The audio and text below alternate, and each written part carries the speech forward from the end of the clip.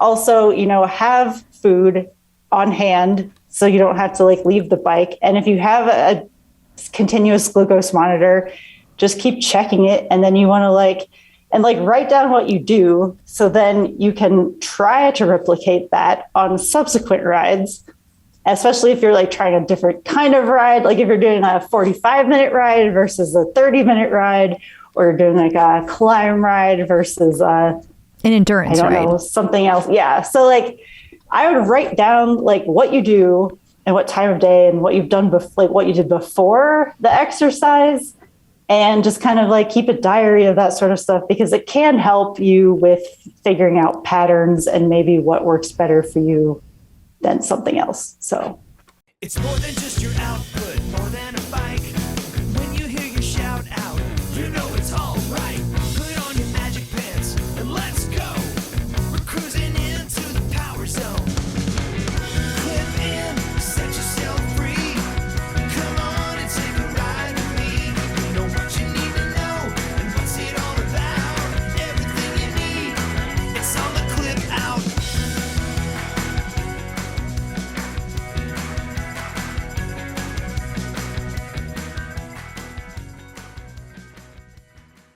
Welcome to the Clip Out Podcast, episode 245. This is Crystal O'Keefe. And this is Tom O'Keefe. Wait. What'd I do? I said episode 245. It's episode 249. What is wrong with you? I think I still have anesthesia in my system. Well, since it was a colonoscopy, I guess there are worse things to still have in your system. Wow. That is true. Sorry, did I just violate HIPAA? Yes, you did. I do not work in the healthcare industry, and I am not your employer. If anything, it's the other way around. You're my employer. That was a very public HIPAA display, so yes. Thanks for that. But yes, you had your colonoscopy because you're not of the right age, but but when I got mine, there was a coupon. So no, but I have family history, and there were concerns, so yeah, so we went ahead and did it. For anybody out there who I had told insurance wouldn't pay, well, things changed, so insurance did pay. All is well. Woo-hoo. All is well. So yes, and I passed with flying colors. Yes, so all is that well. That color is brown. Anyway, people right now are like, "Oh my god, stop talking!" Right at the top of the show.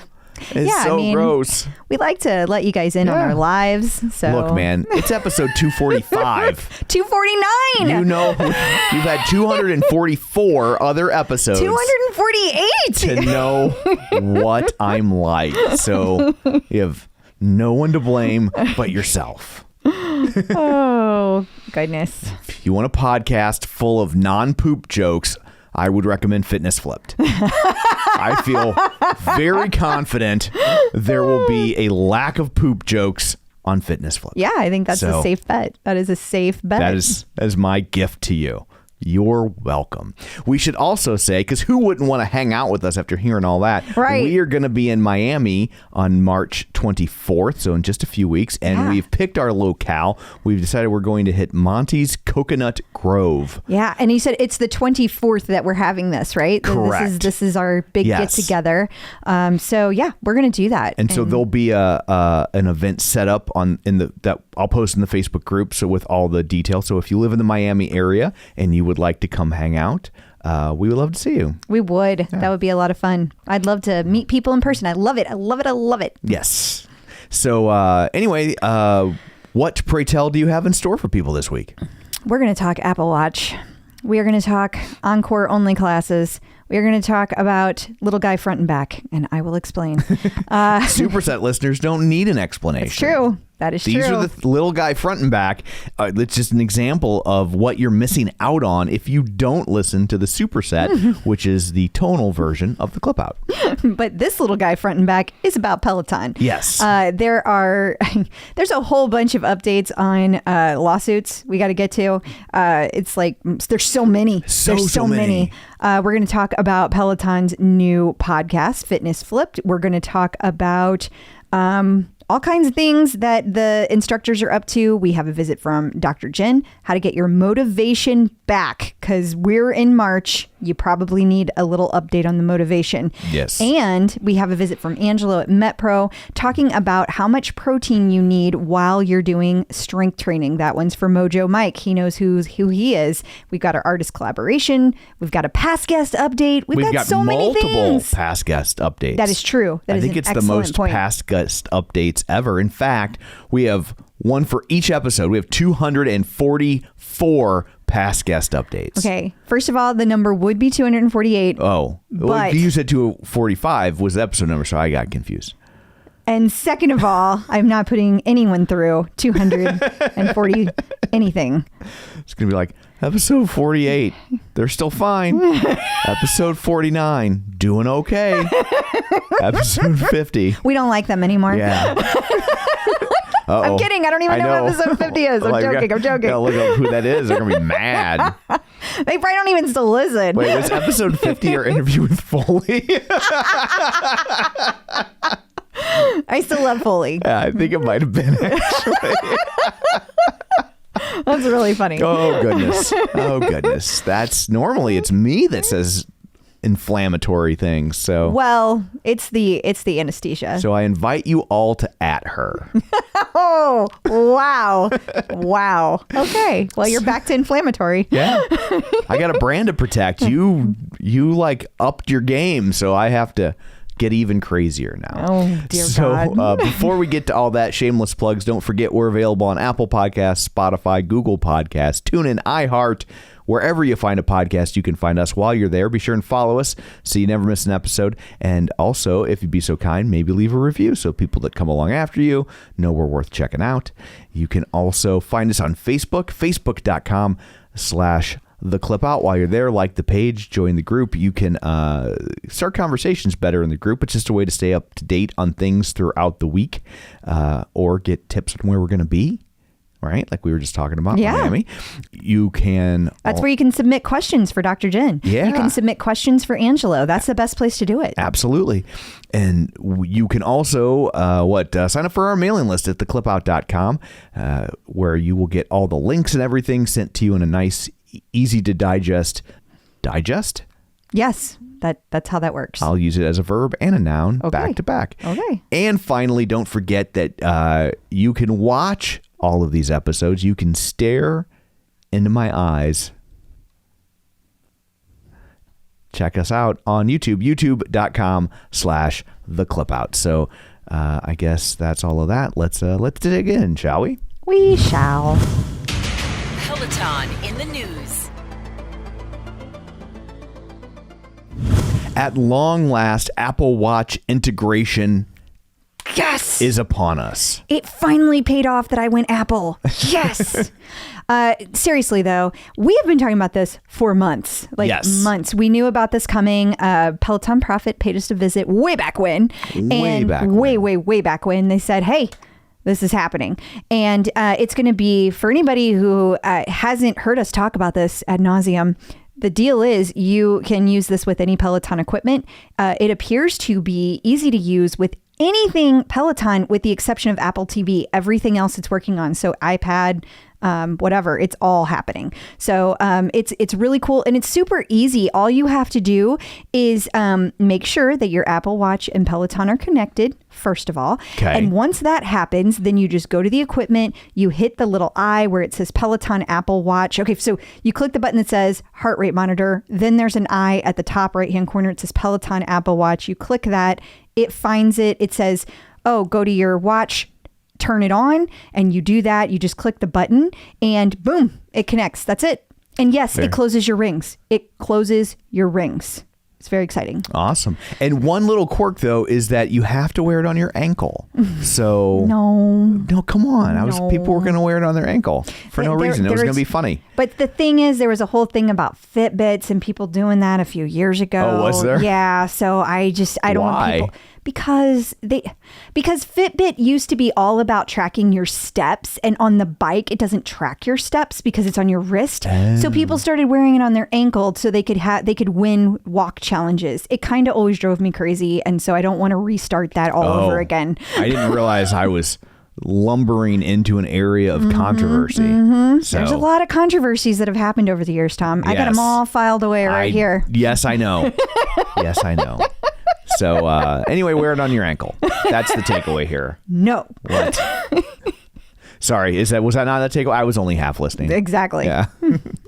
Also, we should talk about the fact that a lot of classes, from March 20th through the 22nd, just all of a sudden, mysteriously, insert mysterious sound effect here. Thank you. I really doubt they did. No, if they did, it really ruined the joke. So have been flipped to encore. Yeah. Everybody's on repeats. And okay, so here's the theories that I've been hearing today. Okay. All right. We've got theory number 1. It's some kind of holiday that none of us understand or observe. For example, people would put this under things like World Mental Health Day. Whenever everything just kind of went dark for, a weekend. Okay. Or like over the Christmas holiday, things go silent. Okay. I negate this theory. I do not think that is true because they have never once done that 3 days in a row during the work week. So I do not think that's what this is. Okay. Okay. Theory number 2. Then we have, okay. Well, it must be a big Peloton company-wide retreat. Okay, I say no to that one too. Here's my reasoning for that. They have no freaking money. And if they're spending all that money to have a worldwide Peloton retreat for 3 days. Bad optics. Very bad optics. Yeah. So for God's sakes, Uncle Barry, don't do it. And then the third, and I think most reasonable, is the guide will be released. We know it was supposed to happen in April. Or they're doing some kind of like big shoot, like for all the content for it, right? Something happening with a new product. Maybe not the guide, because that was supposed to be April. But anyway. Because it's foreign classes, too. Like, it's not just, right? It's both studios completely closed. That's why I don't think it's a company-wide retreat. Right. But it's also 3 days during the week. So, well, it starts on Sunday, and then it's Monday and Tuesday. So it's just very odd timing. I don't know. I think they're all taking off work to see the Batman. Well, it is a long-ass movie. It is a ridiculously long-ass movie. So maybe, maybe, Tom. I love me some Batman, but that was a long movie. It was too long. Yeah. For anybody out there who loves Batman and disagrees, I don't care. It was too long. And if you would like more of my take, go to the latest episode of Real Spoilers. Yes. My take's not there, so I'll just tell you here. Yeah. Too long. Too long. So we have new class detail description stuff. We do. So that is to say, whenever you go to the class and you look to see under additional information for the class plan, it now breaks it up into how many movements there are during warm up, how many during running, full body, again to running, and full body and running whenever there's a boot camp. So it kind of goes back and forth. Okay. So, and then it also breaks down. Yeah. You go to the next screen, and for anyone not looking at the screen, we're showing pictures of what these screens look like because not everybody has it yet. This only went out to a few people for whatever reason on the app. So this is not on the computer. This is not on your bike. This is on the app. Okay. And it breaks down the class, and it says how much cardio you're doing on the machine and how much you're doing on the floor. So it breaks down like the jog is 20%, walking is 5%, drills is 3%, transition is 0%. And then it shows that 71% of the class is running intervals. So it's very helpful to be able to see this. Oh, awesome. And then finally, you get the debut of Peloton's version of Lil Guy Front and Back. Yes. And it's blue instead of green. Sure. So I'll give him that. But it's the same dude. And it is. They totally stole.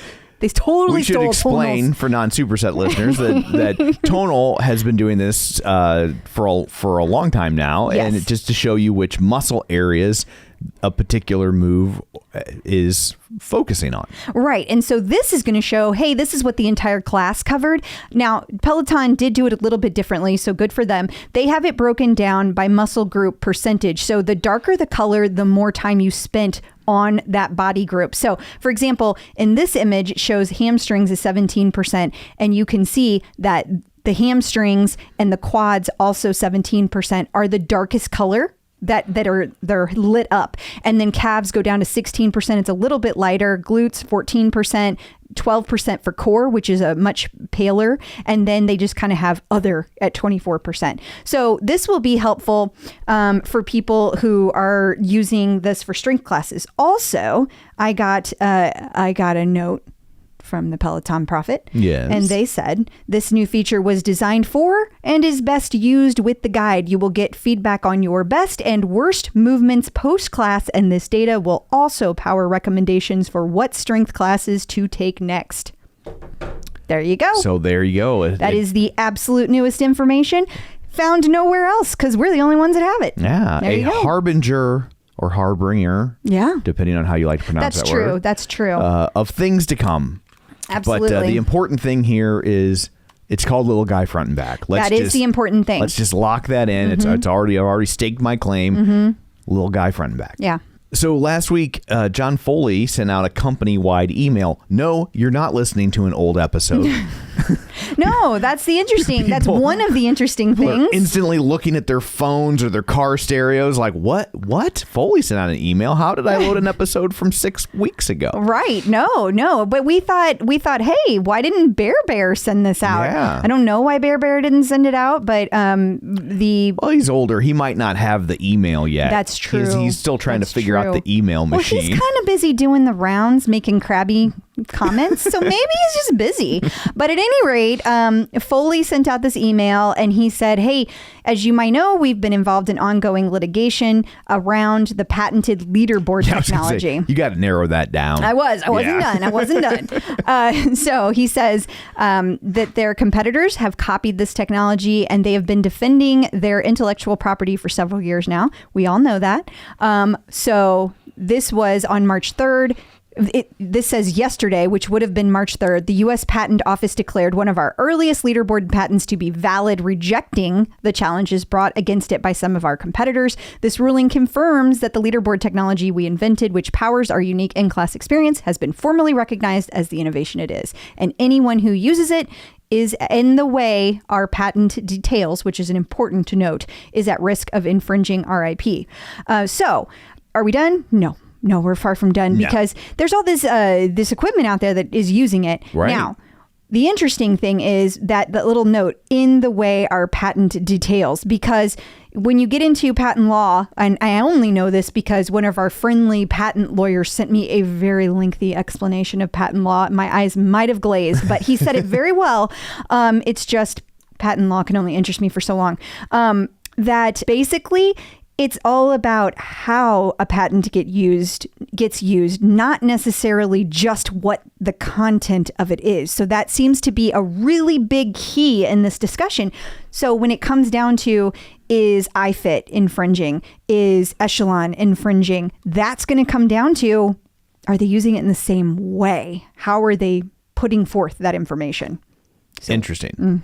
So, but he sure seemed to think it was a big deal. It is a big deal. It is a major milestone. It is just far from over. It's still very fascinating that he sent out that email, especially in light of everything that's transpired over the last few weeks, that he kind of popped up to be like, hey, I did a thing. I got a lot of comments back about this whenever I put that out there, Tom. And the general consensus seems to be that it's because Foley was so integral in that discussion, and it was his baby, like from the beginning. And so because he always has been involved in this level of the patent, that it made sense for him to send it out. There were people that agreed. They had some side eye. Yeah. And while we're discussing Foley, the New York Post in a snarky headline referred to him as down on his luck Peloton founder. Yeah, and for all you out there saying, oh, don't listen to New York Post. Well, there's a whole bunch of outlets reporting this. This just happened to be the first one it was in. But apparently, I mean, it looks like it's true. It wasn't said very well. I will give you that. Yeah. It is made to be an attention-grabbing headline. And but he has to say, we didn't actually say what the headline was. Oh, I thought you did. No, sorry. That's okay. But that he is selling his Hamptons estate that he had recently purchased, that then everyone was apoplectic over when the stock dropped. Yeah. So the timeline on that was he had a $4 million Hampton house. Yes. Sold it. Then went and bought a $55 million Hampton mansion. And then was told to leave Peloton and then now is shopping that. Yes. And it will be at a loss, apparently. Yeah, I mean, almost any time you sell a house that quickly, you're going to lose money. Yeah, but there's a big difference between he's quietly shopping it and it's like for sale, you know? Yeah. I don't know. It still seems very dramatic. It does, but that's also what the New York Post does. Yeah, the theory, again, this is just a theory, is that he got a margin call on his stock shares. So. Yeah, that's, again, just conjecture, but that's what, people were bandying about. Yes. No clue if that's true. I hope the Foleys are well. So Peloton is extending its free home trial from 30 to 100 days. Yeah, so I've got so many things to say about this. People were telling me that there are actually people that during the summer they'll have one of these delivered to their summer home. To like their summer home. And then they'll send it back. And this is only going to make that worse. Well, maybe. No, yeah, we'll make it worse. I lost track of what time of year it was. I was like, maybe they'll make it stop in the... It is only until, for whatever reason, 3 a.m. on March 22nd. So it's not long. It's not long. So maybe that's part of why it's not long. I don't know. But they're really pushing it hard too on social media that it's 100 days. You have 100 days. Interesting. So, I wonder if maybe it's because they extended because here's a really shitty theory, like kind of mean one. Did they extend the free trial period because they had a backlog of people wanting to send them back, and they didn't have the manpower, people power, however you say that these days, to go pick them up? So they extended the trial period. Just dark douchebaggery of a theory. Just throwing that out there. I have no reason to think that is true. But also, they're offering a $300 discount on bikes and treads. Yeah. Now this is fascinating because they sent out secret codes. And when I say they sent out secret codes, what I mean is everybody who has an account, if you're an account owner, right, not an app person, like you have a bike or you have a tread, and you are the main account holder, you already have a code. Okay. Right. But this is in addition to that. They sent out 5 codes. You could forward it on to 5 people, to each owner. And now that if you send that code on, it's a $300 discount. And that applies to either the Bike Plus, or the Tread. So I just found that really fascinating. Like they went around their own codes to give a bigger discount, but it's having a lot of success. Like people are copying it, talking about it like crazy. I've seen it posted like a bazillion times. So people are very excited. Well, I guess if it's working. Yeah. At long last, the official Peloton podcast, Fitness Flipped, has been released. It has.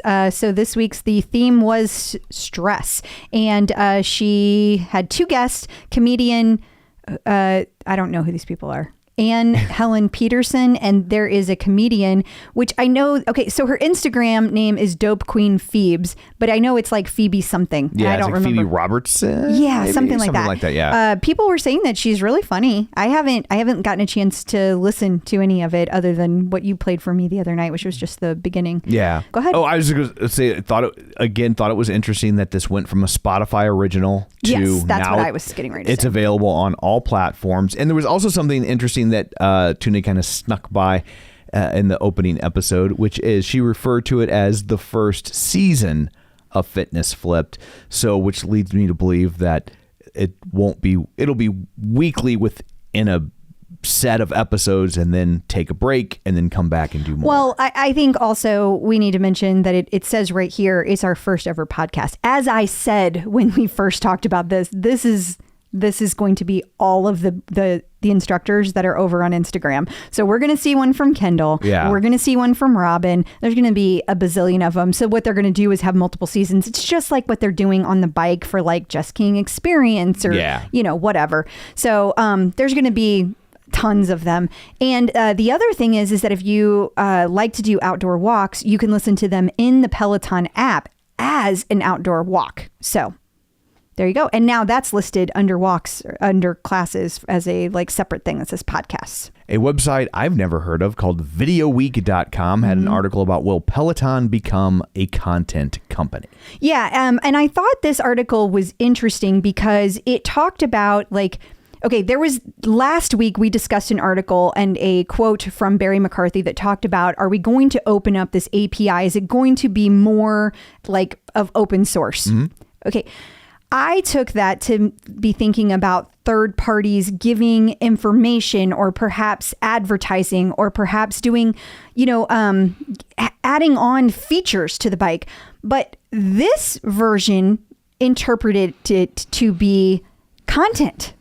So they heard it as other companies could have fitness content on Peloton equipment, which I thought was very interesting because that never occurred to me. Yeah. And they were like, well, I hope that it doesn't, because if it does, then people who love Peloton are now going to be frustrated because now they're going to have to hunt for quality content. It's, one of the things that's brilliant about Peloton is that you hop on, and even if it's an instructor that's not your favorite, like it's not somebody that you gel with, there are, you're getting a quality workout. You're going to have a good workout. I just have a hard time believing that they're going to let other people come in and put content on their platform. I agree. I agree. But I thought it was an interesting thought because it was not anything I had not, it was just totally different from my interpretation. Right. So I thought it was worth mentioning because, at this point, I keep telling people this.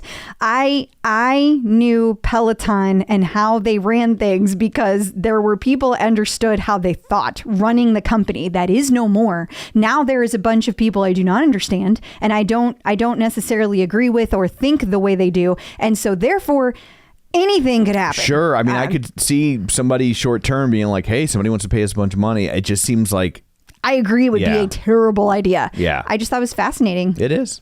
Architectural Digest, there's something we talk about all the time, right? Has an article, 13 self-care and wellness products designers swear by. And so just ways that they say to make the homes and offices you're designing look even cooler and more trendy. And one of the things they have on the list is a Peloton Tread. Yeah, I love it. It's yet again another way to get clicks. Like that really is all this is, right? Yeah. Why else do we need to know what designers swear by? Who cares? But I guess if you're reading Architectural Digest, that's something you care about.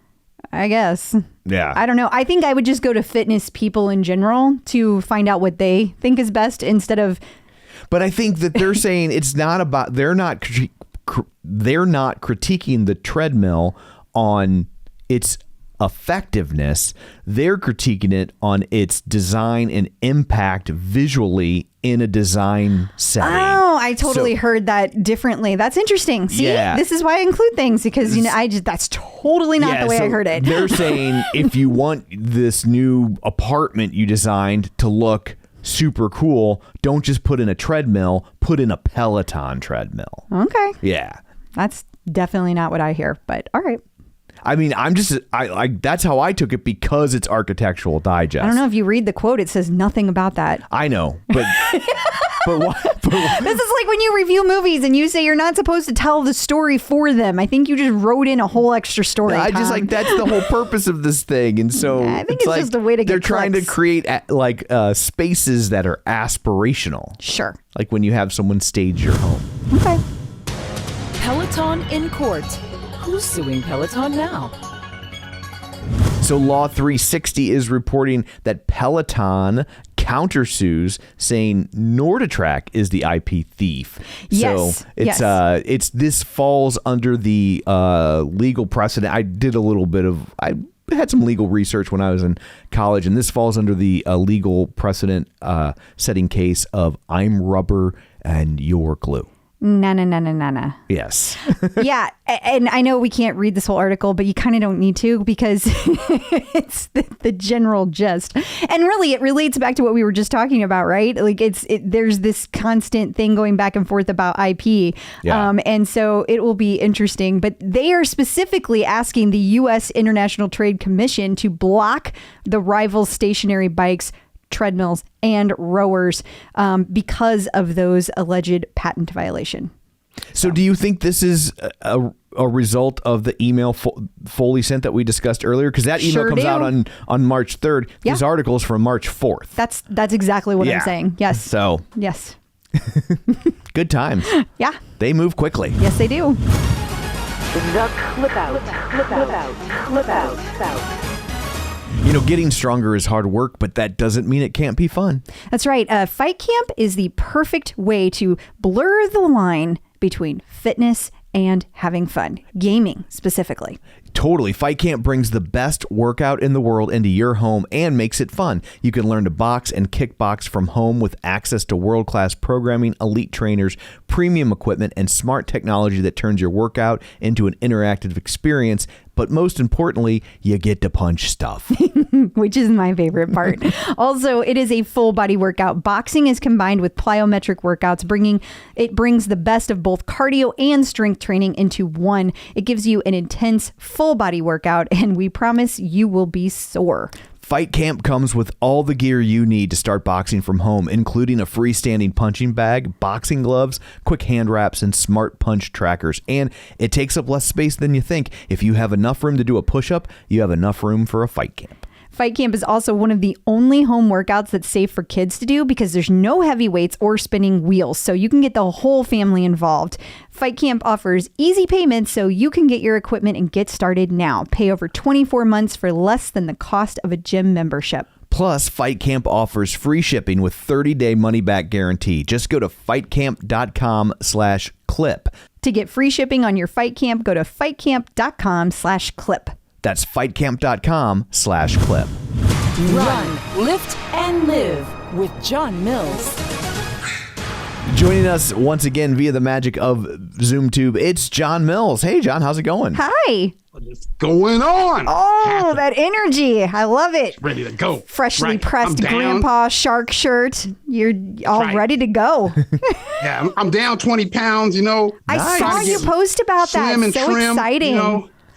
Well, you know, I've known for a long time that if I could get down to 190, that's at the point where my blood pressure medicine goes away. Oh, okay. I've known that for years. And I'll get down to 195. And Then you're I'll go like, up to 220. Yeah. Oh, then I'll get down to 198. Then I'll go back up to 220. And so It sounds like me, except you're a foot taller. You need the goal to be 180 instead of 190. That's what you need. So, right. So this is the first time that Erica's like, you know what? I'm tired of hearing this. It's crazy. We're doing it. So now Erica's just like hard and fast. Don't eat that. Drink this. Don't drink that. Don't eat right now. Go work out. I love And so Erica. now- I feel like Erica and I have a lot in common when you talk about how she addresses we're doing this. Erica is We're doing this. She's a born project manager. You just need to let her know. Oh, yeah. Oh, yeah. So I'm down to 198. So I'm 8 pounds away. 8 Congrats. pounds. And she said the same thing as you. She like, the goal ain't, you thought the goal was 190. We're going to 185. I think that's what she told perfect. me. I think that's perfect. Yeah. Gotta give yourself a little wiggle room. Yeah. Yeah. Because then if you stop at 190, boom, you did it. That's right. Then I'm like, okay, what now? Stay. Maintenance, John. Maintenance. Maintenance. That's right. Yeah, when Crystal started working for MetPro, I was like, please, dear God, don't make her my coach. Well, right back at my you. God. I said, please do not make Tom my client. All he eats is tomato sauce and chicken tenders. Naked chicken tenders. Naked chicken. Yeah. Well, I guess we should dig into the topics proper. Yeah, yeah. You found an interesting story this week. Peloton counters iFit, asks trade agency to block imports. Yeah, we mentioned this very briefly earlier, but John, what are your thoughts on this? Well, you know, this is like a tug of war because, you know, back in January, iFit asked the same thing, right? Right. Right. So there was some type of upholding of a particular patent of iFit's on January 31st. I don't remember the details of that. Yeah, I don't either, but I do remember. It was something to do with a patent that allowed for moving from riding to lifting. And so it was That's right. It had something to do with weights on the bike, because Right. you were like, oh, does that Right. mean we've all been infringing? And we were going to get shirts Right, we that all said been infringer, infringing. which we never did. Yeah. It was like a combination of that bar on OD classes telling you, oh, it's time to lift weight now. And the fact that you had weights and that the screen could turn if you got off the bike. It was like a combination of all those things was in this patent. And so basically in late January, the court said, They ruled that Peloton didn't intentionally infringe. Now, back then, I thought that was a win. But when you reread it, they didn't say they didn't infringe. They said they didn't intentionally. So on February 2nd, iFit then goes to the International Trade Commission and says, stop Peloton from importing any of these Bike Pluses. I guess Bike Pluses because the screen turns, Right. I guess. But they only said Bike Pluses. So nothing came of that until 3 days ago. The International Trade Commission now is probing. Now they're actually probing to say maybe we should stop Peloton. Well, Peloton, this is a similar thing, right? Just, I don't know, a few weeks ago, or just a few days ago, I think. Probably It was on the 3rd, March 3rd, that Peloton got their patent upheld, right? Right. And that was about the leaderboard. And I Right. think that was relative to Echelon challenging the patent. Echelon was giving- I thought it was NordicTrack and iFit as well. Yeah, I know they're a part of it, but I think the particular challenge came directly from Echelon. And the courts went, they're not, although Echelon presented a strong case, the success of Peloton was clearly based on this leaderboard. So we're upholding that patent. And the very next day, you see this. Same thing that iFit did back January 31st, like the next day, they asked the Trade Commission to stop imports. Peloton did the same thing. They upheld that. They got that patent upheld for their leaderboard. Very next day, they go to the Trade Commission and say, well, if our leaderboard is ours, then stop iFit from importing any bikes. Like the exact same thing happened. So I found it fascinating. Do we have any idea how long it takes them to rule on something like this? I have no clue. I feel like this is years. It took a month. This is going to be years. I know it took a month before the Trade Commission decided to then probe it, like, because iFit asked on February 2nd, and then it wasn't until, a few days ago that they said, okay, we'll probe it. And so now Peloton's asking today, so I'm assuming in April we'll find out if they're really going to try to determine whether they should stop, iFit from importing these. Wouldn't it be bikes. funny if the solution was iFit, you can't import any bikes because of the leaderboard, and Peloton, you can't import any because of the weights? It would. So there's And no then more nobody bikes. can import bikes. Nobody's So no more getting any bikes. bikes. Like King Solomon, we will cut the baby in half. Yeah. Every time I'm looking at this, I'm like, is our tax dollars paying for all this? This is crazy. Yeah, Yeah. it is. The But whole that's thing like is every nuts. lawsuit ever, John. Yeah. This whole thing is wild. But It I agree is. with you. That would be the perfect outcome. You know what? No one can import bike. No one gets bikes. And then all of a sudden Bikes are out. Peloton's like, hey, Ohio, Can we come back? we'd like that factory back, please. Factory there. Ohio would be like, no, thank you. Yeah. So I guess while we're talking about lawsuits, Yeah. another one to take a snap. gander at here. There was the wage and hour class action lawsuit, and Peloton actually requested that they make a federal case out of it. Yeah, I Normally thought you your say mom that said, don't ironically, make like- no federal case out of this. I thought that was the saying. Right, Yeah. asked for right. it to be federal. But I Peloton don't wanted get to that. make a federal case out of it. And then they got their way, right, John? Yeah, this was supposed to be, I guess it was like an individual in California. There was a sales rep or something, and they were let go, and then they filed suit because I guess the claim is saying it delayed in getting wages post-employment. There were inconsistencies, I guess, on statements. They weren't allowed breaks in lunches or something and weren't paid for them. Like, it was a bunch of stuff in that. But I guess it became a class action. It wasn't just this individual in California. And these people that are part of the class action now go beyond California. They're in other states. They're sales reps in other states. And so Peloton requested that this come out of the California courts and become a federal suit. I don't know why they want it to be a federal suit, but that's what Peloton I have a asked. theory. Okay. I have a theory too. Let's see if they're the same. Okay. My theory is that California is very free. Strict? No, the free. opposite. But they're strict with Okay. companies, but they're open with people. They're going to be more pro worker. Yeah, they're going to be more pro worker. Got it, and got it, got it. Delaware, That's right. which is where Peloton is like their corporate, they're more pro company, less pro worker. And so federal overall is probably going to weigh more heavily towards pro Peloton versus pro worker. That is my theory. Got it. That makes a lot of sense. That probably is right. And I was lost. My theory, which could run parallel to this, is that it's easier to fight one lawsuit at the federal level than in 30 different states. And so they would rather just like have one ruling and be like, this is what we're doing and be done with it, rather than have to keep going state by state having battles. That's a good point too. Yeah. It sounds like Peloton in this request to make it a federal case, which I guess it got approved. It's now a federal case. They did some estimates on like what their exposure is. And it seemed like it was little over 6 million. I thought it was going to be, I thought it was going to be more than that, actually. Yeah, for Peloton, that sounds like a rounding error. Like $6 million? 6 million people? $6 million. Yeah. Huh. So I thought, is that what we're talking about? Yeah, it's like I would think at this level, like your legal fees are probably more than that. Right? Like it seems like it's easier to just be like $6 million. Okay, fine, Like, here. I don't know. Yeah, Just cut him a check. that's a speeding ticket. That's not these days, you guys. You remember Peloton is in financial not trouble, $6 but million. like, That's like Foley's old house at the Hamptons.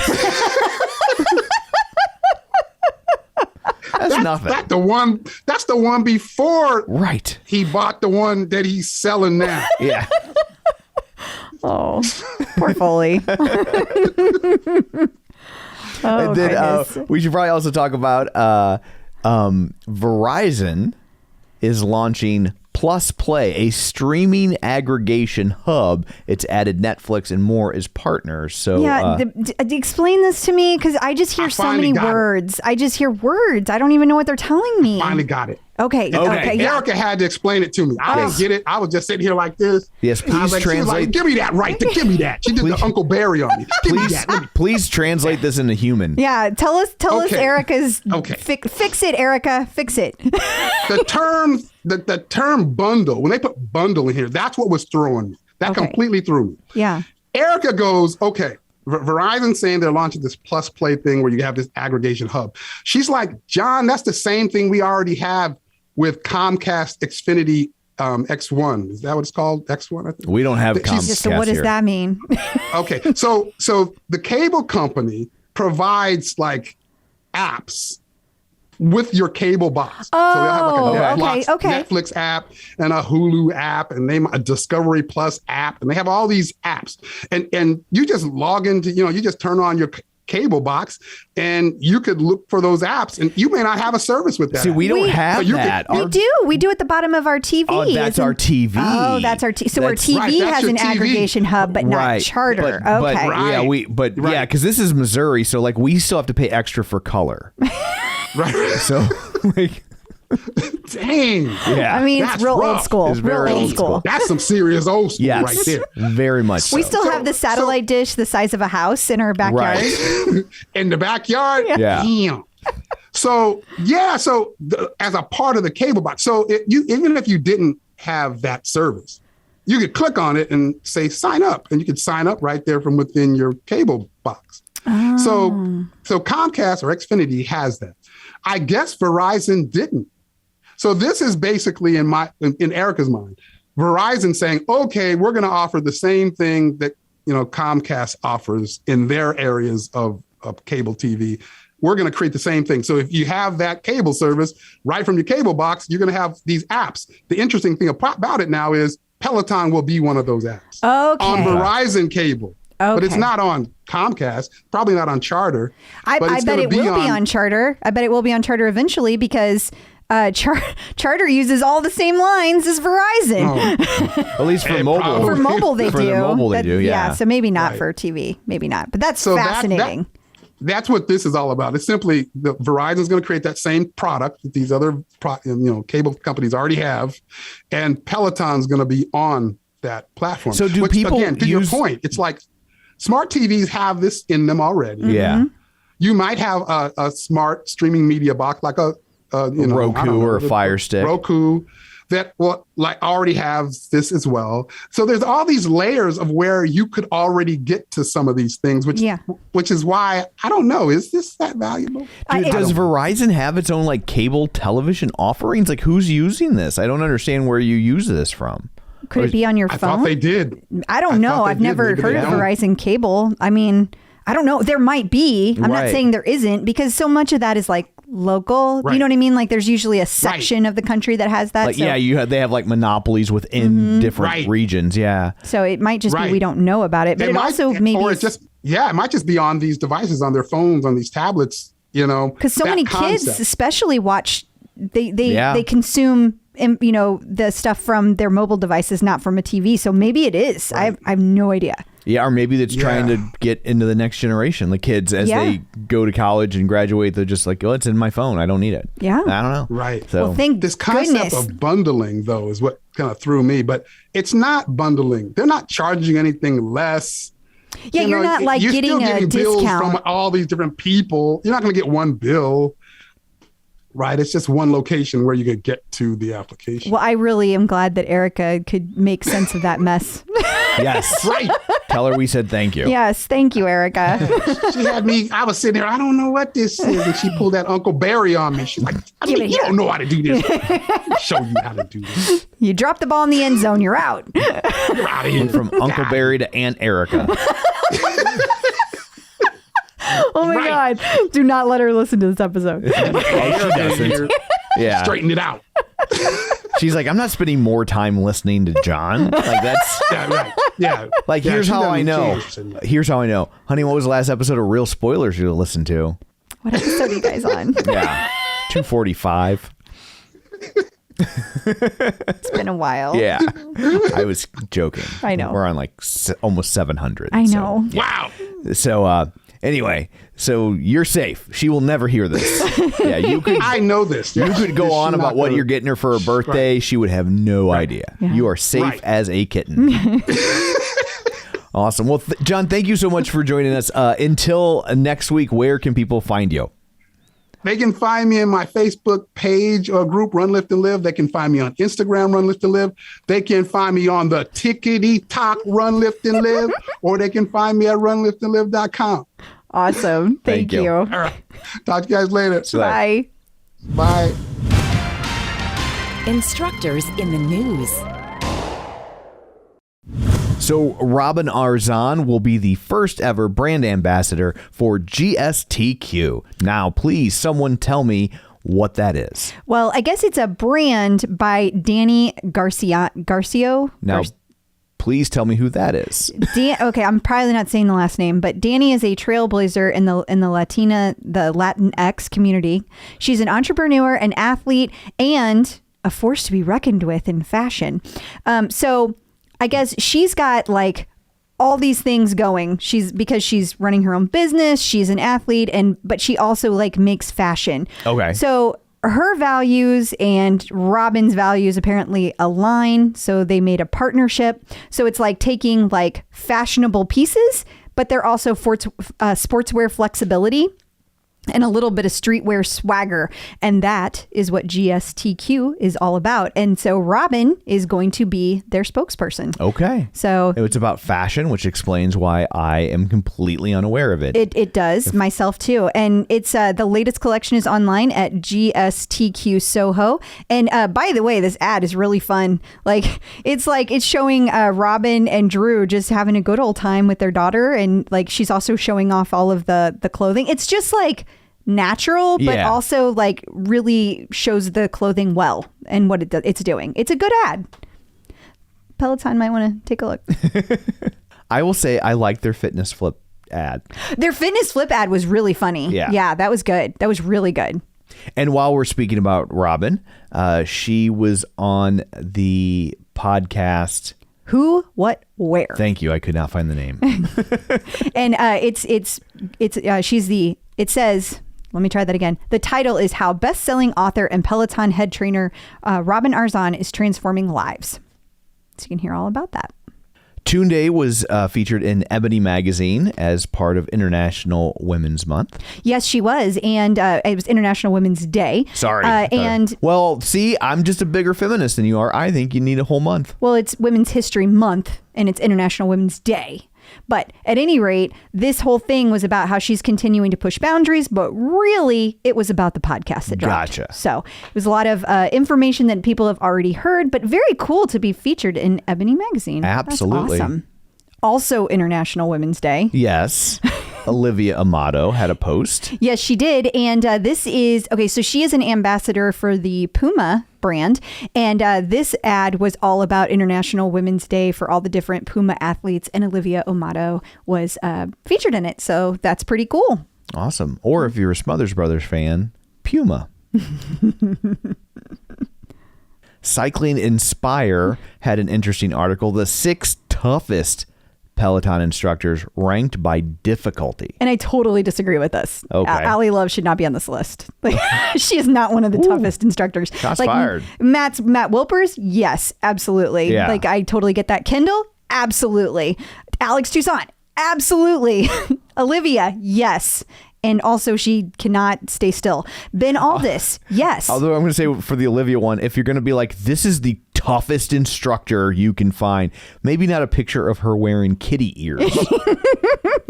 Just throwing that out there. Ben Aldis, yes. And then they have the top. Then they have the strength instructor. So now I will say where they got this from was how they were rated on the Peloton app. So it's not the article's fault. You know what I mean? Gotcha. Like they're getting the information. I just disagree that Allie's classes are harder. Like there are so many instructors that I would call harder than Allie. But all the instructors have tough classes. So like when you say the toughest, you're talking about what, 2 points? Like, yeah. And like 0.2 of a whole point. Like it's not that much of a difference. Yeah.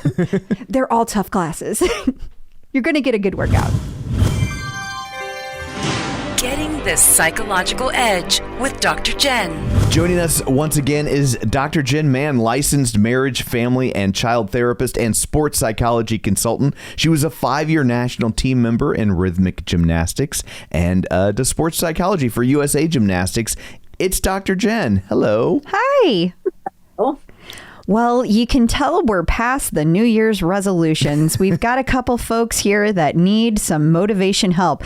Daniel Malati says he needs help just getting back into it. And Stephanie Ann says she's struggling big time with motivation lately. She says she doesn't know if it's this never-ending pandemic and a bunch of frustrating injuries, or if it's working like a maniac, but by the time she gets home, she's eating dinner at 9:30 p.m. and then beating herself up for not working out. Ugh, been there. Oh, it's terrible. Yeah. Help. Well, I think there are a few things. I mean, first of all, one thing that really jumps out at me is that I have a feeling that Stephanie may be having expectations of herself and poor scheduling that make it impossible to meet her goals. Okay. That if you're coming home that late and you're having dinner late, the last thing you're going to feel like doing at 9:30 if you're just finishing dinner is get on the bike. Like that's just not going to happen. And to even expect that of yourself is not fair. So it's going to be important for someone like Stephanie to really create a plan that is conducive to the reality of her life. And notice I say the reality of her life, not what she wishes her life was, not what she hopes it would be, not what's in her dreams, but actually, okay, well, if I'm not getting home from, like, I get home from work and then I'm starving, so I need to eat, and it takes a while to prepare dinner, and then I'm not done till 9:30. Well, then that's not a good time for you to expect yourself to get on the tread and run. I mean, nobody wants to work out on a full stomach. No.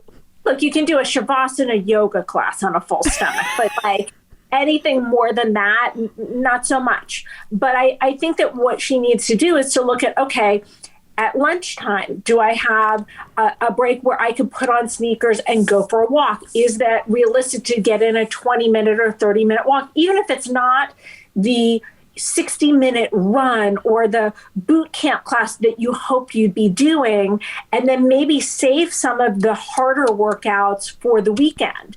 And maybe the goal isn't to do it every day. If you want to get your check mark, then maybe you do your Shavasana yoga class so you can get your check mark.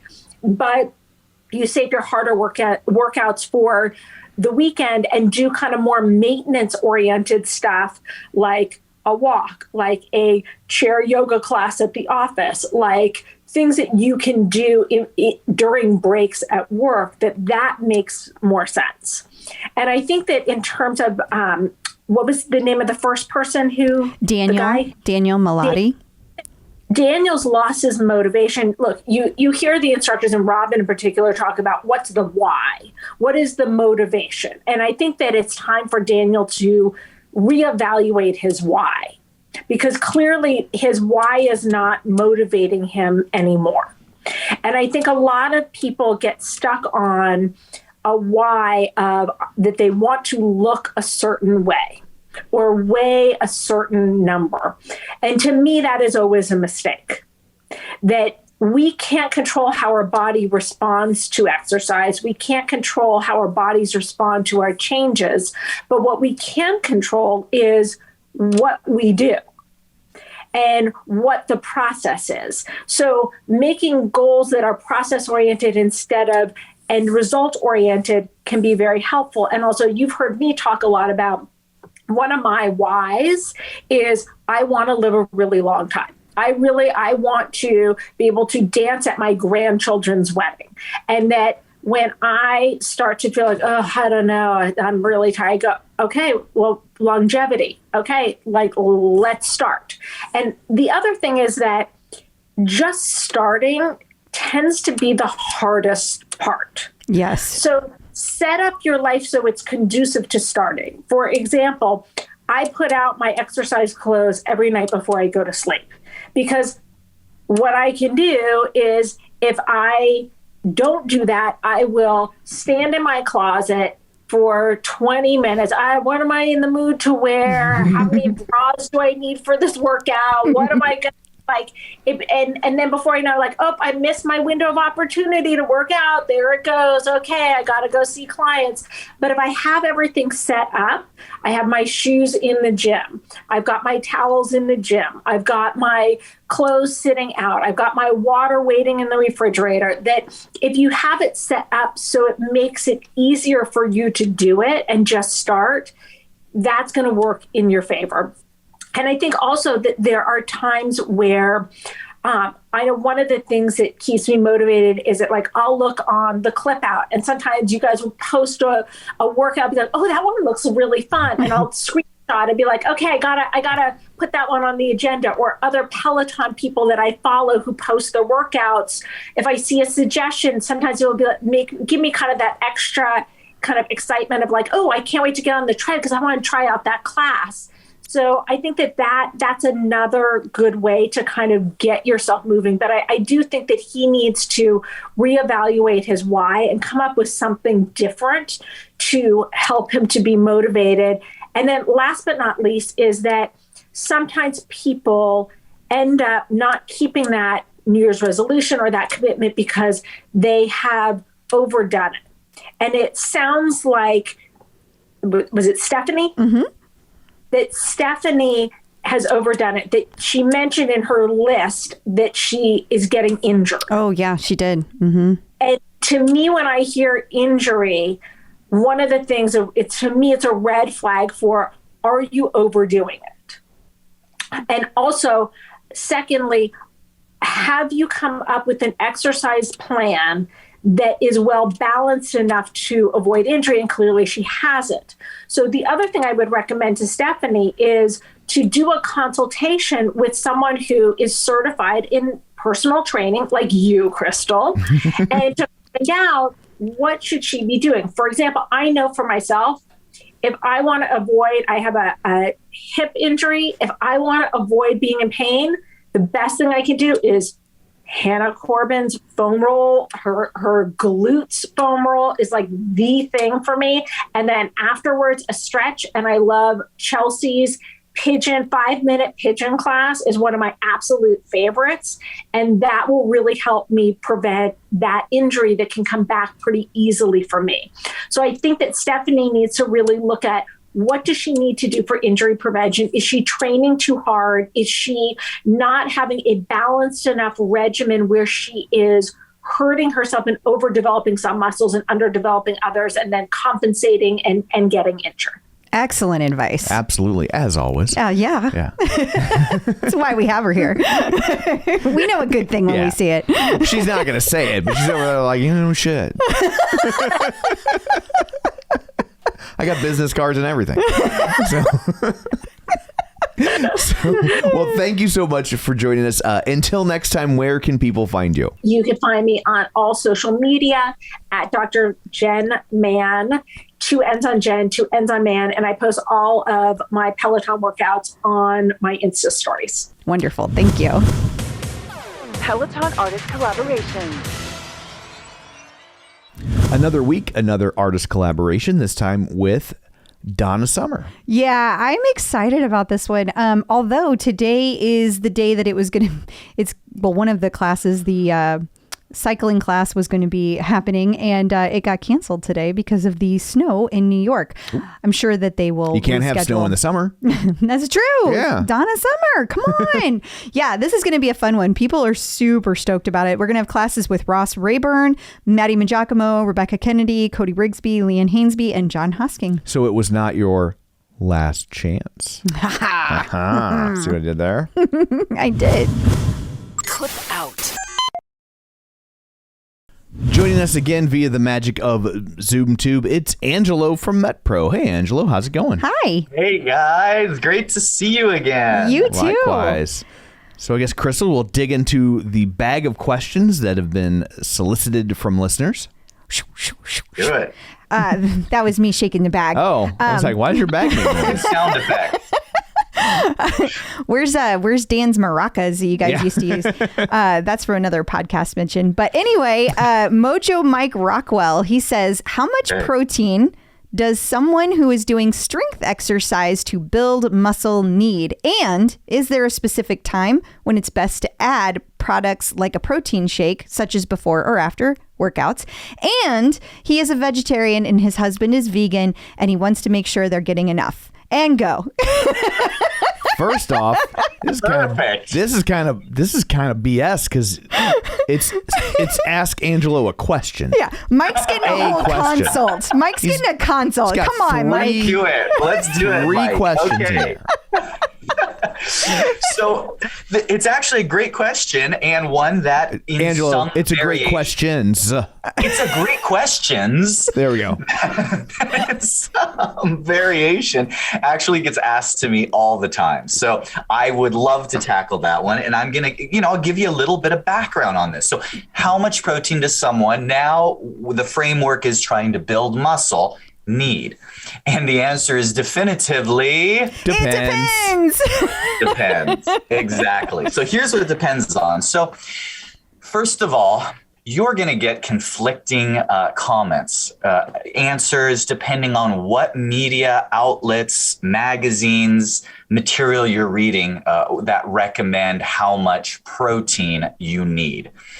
So now I'm not taking sides here. I'm just giving an appraisal of just spreading it out and looking at it. So if you go to the technical, more the scientific community that has done double-blind studies and tests, and they're going to say within some sort of orbit of this number that you're going to need 0.7 grams per pound of lean mass that you currently have. And then maybe a little more to then grow into a few more pounds of lean mass. Now I'm going to come back to the big caveat on that and any other number that you have. Now, if you go down to the, bodybuilders magazines and, the sports and the magazine with the picture of the 300-pound behemoth on the front flexing, you could get any number of responses. And it could range from similar, but there you could get up to, well, you actually want to have about 1.5, even 2 grams per pound of mass, total body weight. Why the discrepancy? So now this is the disclaimer I'm going to give my opinion. When you ask them, they're going to say, well, serious lifters, that's just for serious lifters. So I'm going to decode that. If you're taking enhancement substances, you can utilize more protein. And a lot of serious lifters, that's what they're reasoning. They're thinking, well, if that's what in that industry, for the bodybuilding industry, we know that a lot, not all, but a lot in the bodybuilding industry use substances that aid them in anabolism. They can actually utilize more protein.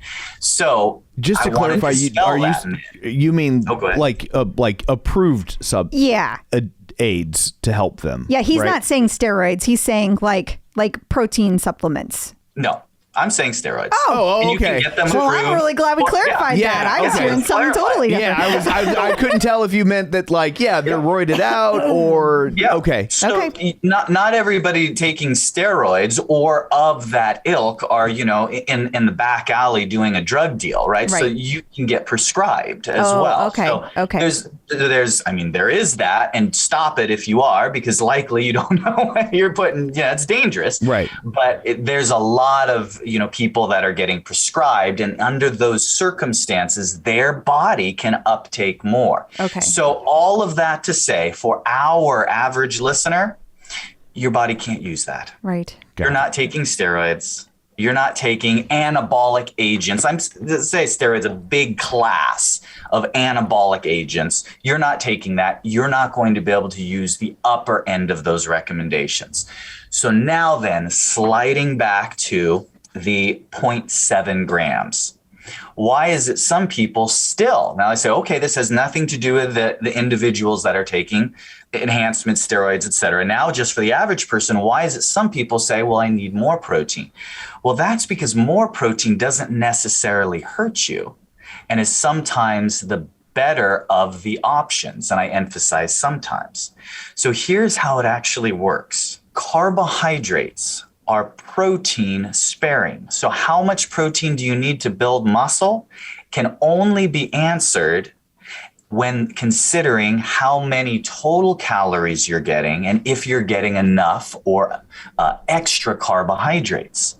Because if you're getting plenty of calories and plenty of carbohydrates, your body, even with a small amount of protein, it is surprising how well someone can actually put on muscle, even with minimal amounts of protein. The issue comes when people don't want to eat a bunch of extra carbohydrates, a bunch of extra calories in total. They want just enough to maintain a lean body mass.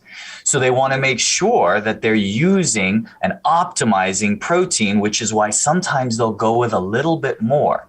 You see, your body can, through a process called glucogenesis, can convert protein into energy. It just has to take an extra step. With carbohydrates, it doesn't have to take as many steps. It's a more readily available fuel source. But when pressed, your body can take that extra step and switch over to using, essentially converting protein into usable energy. So some people will reason, I'm going to give myself a little extra protein so that way if some gets chewed up, then I still have enough left over to build lean mass. But now I'm going to tell you the down and dirty, the answer for you, Mike. The answer for you is if you are trying to gain weight, make sure you're getting a reasonable amount of protein, but what you really want to increase is total calories and increase your carbohydrates. That's going to be the number one way for you to add muscle.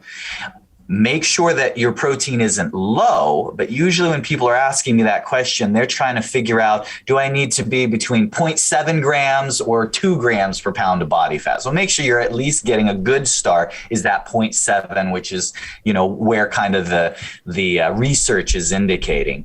And then decide if you need to go up from there. If you're already at that 0.7 and your goal is not to lose weight, You want to gain more weight. I would add carbohydrates and calories first.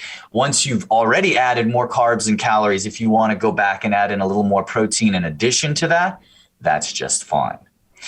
The reason there's so much confusion is because most people are trying to determine how much protein I need in the framework of weight loss. Now your protein needs are actually higher per pound because you don't have any leftover resources for energy. So you really need to make sure your protein is adequate so that way you don't start breaking down your own muscle to have the raw materials needed for energy. And the vegetarian question, Mike, has no bearing on it. You still need to, either you're not getting enough protein or you are getting enough protein. The question for you is sourcing that protein. And I'm sure you're acquainted with lots of great vegan or vegetarian or plant-based options to get protein. You'll want to make sure those same rules apply. For my plant-based dieters, I'm a big fan of vegan protein powders. There's some great, in fact, that's what I take. I use a vegan protein powder in the mornings. Sub question. Do all vegan protein powders have carbs in them? Most do, yes. Yeah, okay. In fact, even just straight protein powders, most have some carbs. With the vegan protein powders, usually they have a few grams more, but you can absolutely find ones that are still very low in carbs. Okay. So if you're getting, 30 grams of protein and you're getting 6 grams of 7 grams, 8 grams of carbs, that's a pretty good ratio if your intent is to get mostly protein. That's still acceptable. So in those scenarios, adding just a little bit of protein throughout the day via supplementation, it's more of a convenience tool. It's not that you have to do that if you want to build muscle. It's that if you don't want to live in the kitchen and constantly prepare and carry stuff with you, it's a great way of getting easy protein throughout the day. And then the last asterisk that you kind of slipped in there, Mike, on that question really had to do with the anabolic window. In other words, should I be eating protein just post-workout? There's nothing wrong with that. Basically, the scientists and the researchers have essentially disproven the anabolic window. So unless you're talking about coming off of a fasting state, then in most cases, it is not as critical as we once thought that you get that protein in immediately within a half hour or 45 minutes of working out. What's more important is that your totals spread out throughout the day meet what your body needs. But I will tell you, as someone who is very interested in my clients' ability to build muscle, meal frequency is huge. So you should be getting your protein within about an hour of your workout, because if you work out for an hour and you didn't eat right before your last workout, that means that an hour after your workout, you're already about 3 hours since your last meal. And you should always be eating regularly throughout the day to optimize muscle development. I can absolutely see the difference between my clients who are trying to put muscle on eating 5, 6, or 7 times a day versus my clients trying to put muscle on eating 2 or 3 times a day. So by virtue of a meal coming around the horn, yes, get the protein in. Awesome. Well, thank you so much for all that. It was very informative. It was. And congrats, Mike. You got a whole consult. I know. So if people would like information like this tailored for their fitness goals, where can they find you? metpro.co/TCO. Awesome. Thank you. Past guest update. So we have a whole bunch of past guest updates this week. I guess let's start with Allie on the Run. Yeah, Allie on the Run. She just announced her 2022 racing announcing schedule. So she's going to be at the New York Half on 320. She's going to be in the Cheap Marathon in New Hampshire 410. Track Night New York City 520. Bayshore Marathon 528. Brewery Chase Relay 618, the Wine Shine Half 716, and the New Hampshire 10 miler on 827. So she's got a very full announcement schedule. There's more. There's more. New Hampshire Trick or Trot on 10:30 and the Santa Claus Shuffle in New Hampshire on 12:03. So many fun sounding races. I'm not going to lie. I like the name Trick or Trot. That is pretty great. The marketing guy in me is like, hats off. Yeah. Well done. I agree.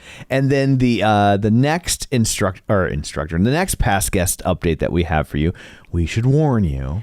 Spoiler alert. Spoiler alert. Turn off your everything. If you watch the show Amazing Race, get out of here. Right. If Just you fast forward 30, 45 seconds. Yeah, we don't want to hear about it. So here we go. Okay. So Kim Holderness and her husband were on the Amazing Race. Yes, and Kim Holderness was a guest on the show. Yes. That's why it's the past guest update. Totally. And they won the latest season of the Amazing Race. How Ta-da. cool is that? Yeah, that's really awesome. Yeah. So I'm glad we have already had her on because we'd never get her now. I know. She's won the Amazing Race. She'd be like, what? Like, who are you? No. Yeah, her videos are so fun. Yeah. I really like them. I love the Peloton ones. And then finally, past guest Eric Tostard. You might remember him because he does his annual event, Peloton for Parkinson's. Yeah. And it is coming up.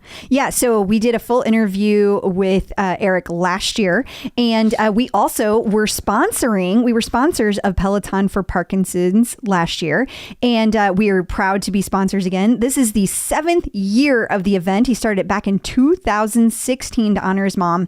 And they have raised almost $200,000. The proceeds and donations go to the Michael J. Fox Foundation.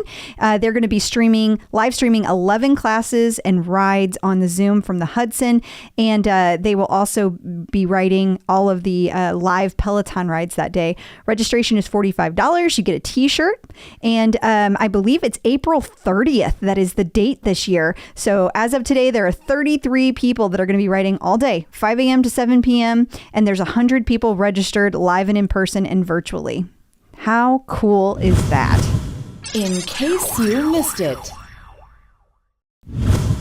If you just can't get enough of International Women's History Month Day week event, because I can't keep it all straight. Peloton is doing a lot of classes. They are. But I think it's interesting because this is the first time they've done this. They're calling them power stacks. Okay. So, we have for Black History Month, there is a tradition now where it is like Alex and Tunde. There's others too that happen, but that one has become an annual tradition. Well, instead of having the instructors team up for all of the classes for Women's History Month, some of them are, like we have Susie Chan and Leanne Hainsby doing one, but now they're doing power stacks. So you can do a class with Jen Sherman on the bike, and then right after that, you can do a Women's History Month core with Emma. So now they're stacking them. So there you go. Oh. Power stacks. And then there was a 10-minute peace meditation. Yes, and it was specifically a world peace meditation, and it was led by Nico Serrani. And did it work?